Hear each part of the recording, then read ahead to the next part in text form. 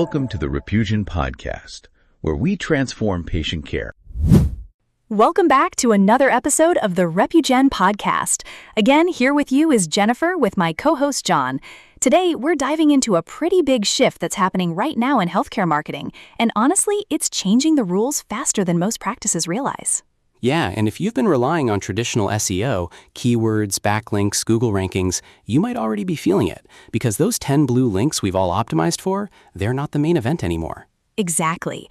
Patients aren't just scrolling through search results now. They're asking AI tools questions like, who's the best cardiologist near me? And getting one synthesized answer back. One answer, not 10 options, not a comparison list, just one recommendation.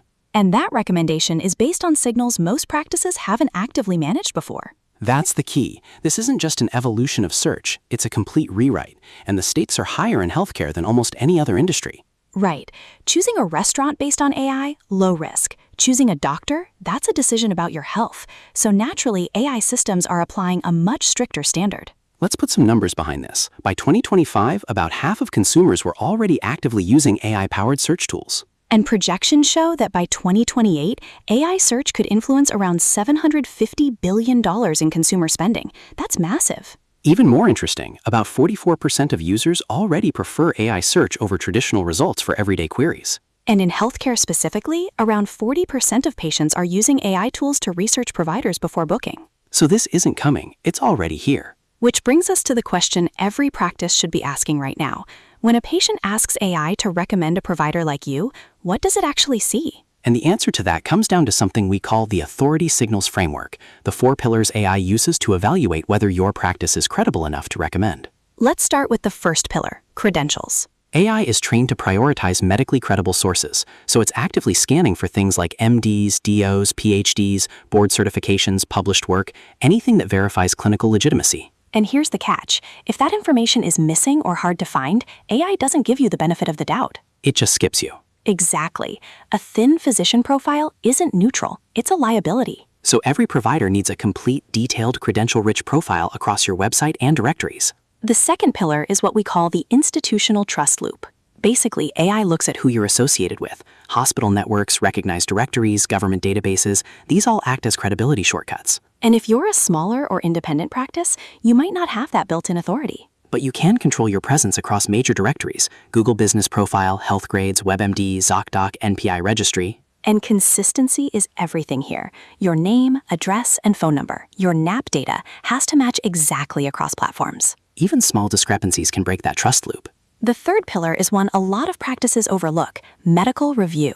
Those reviewed by Dr. Smith, MD statements you see on health content, they're actually a big deal. Research shows they appear in over 70% of sources cited by AI health tools. Which means AI has learned to treat them as a signal of accuracy and trust. So if you're publishing blog content or educational material, adding a medical review layer can significantly boost credibility. And now we get to the most impactful pillar: patient reviews and sentiment. This is where AI stops listening to what you say about yourself and starts listening to what patients say about you. Reviews, ratings, and especially the content of those reviews play a huge role. AI uses natural language processing to extract themes, things like wait time, bedside manner, staff friendliness. So it's not just counting stars, it's building a narrative profile of your practice. Let's talk about that shift, from stars to stories. For years, reputation meant your average rating. A 4.8 beat a 4.3. Simple. But now, nearly 46% of patients say the sentiment in reviews matters more than the rating itself. Compared to only about 17% who prioritize the star rating.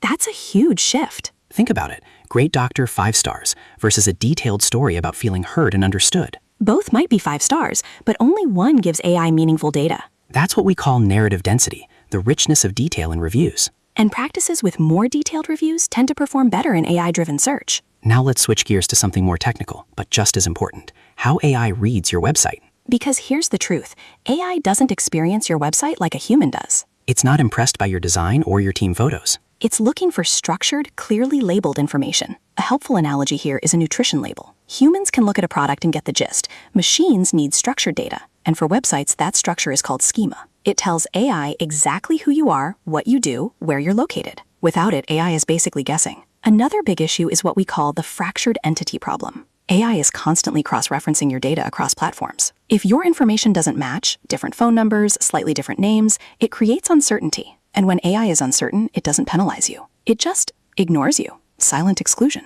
There's also a human side to all of this. Patients are using AI as a starting point, but they don't fully trust it yet. About 74% still trust their doctors more than AI for health information, and 80% want transparency in how AI is used. Which means the practices that win are the ones that make the human element visible. One of the clearest ways to do that? Responding to reviews. Nearly 59% of patients trust providers more when they see active engagement, and AI picks up on that behavior as a credibility signal. Even more interesting, negative reviews aren't necessarily bad.